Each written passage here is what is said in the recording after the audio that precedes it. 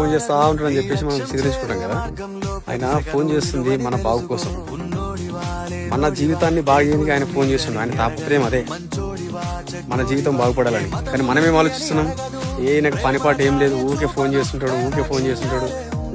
సరే ఈయన బాధ భరించలేక ఫోన్ ఎత్తుదాము, అదే ఫోన్ ఎత్తరు, కాకపోతే కట్ చేస్తాము. కట్ చేసి వీడియో ఆన్ చేసుకొని జూమ్ మీటింగ్ పక్కకు పెట్టేసి మళ్ళీ పడుకుంటాం. అది మనం చేసే పని. ఇప్పుడు ఒక్కసారి ఆలోచించండి, మనం కాకపోతే అప్లైన్కి చాలా మంది ఉంటారు. ఆయన ఆల్రెడీ డిసైడ్ అయిపోయాడు, ఎవరు వచ్చినా రాకున్నా, ఎవరు జూమ్ ఆన్ చేసినా ఆన్ చేయకున్నా, బిజినెస్ చేసినా చేయకున్నా నేను మాత్రం పని ఆపను. ఫిక్స్ అయిపోయి వచ్చిండు. మనకు చెప్పిండు, మనతో పాటు వేరే వాళ్ళకి చెప్పిండు. అట్లా చెప్పుకుంటూ వెళ్ళిపోతా ఉన్నాడు. మనం చెయ్యాలా వద్దా అనేది మనం డెసిషన్ తీసుకోవాలి.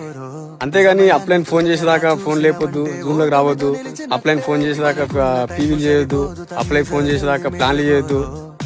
అది మన బిజినెస్ బ్రదర్, మనమే చేసుకోవాలి. మన డౌన్ లైన్ ఉంటే మన డౌన్ లైన్ మనం చేసుకోవాలి. ఇప్పుడు అప్లైని ఎంత సతాయిస్తున్నామో రేపు పొద్దుగాల మనకు కూడా అదే డూప్లికేషన్ అవుతుంది.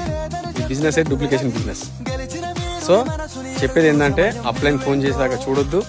అప్లై కన్నా ముందే మనం లేవాలి, అప్లై కన్నా ముందే మనం జూమ్లోకి రావాలి, అప్లై కన్నా ముందే మనం పీవీలు చేయాలి, అప్లై కన్నా ముందే మనం ప్లాన్లు చేయాలి. అప్లైన్తో పోటీ పడితేనే ఇలా సక్సెస్ అనేది గట్టిగా వస్తుంది. గుర్తుపెట్టుకోండి. Thank you. Wish you health.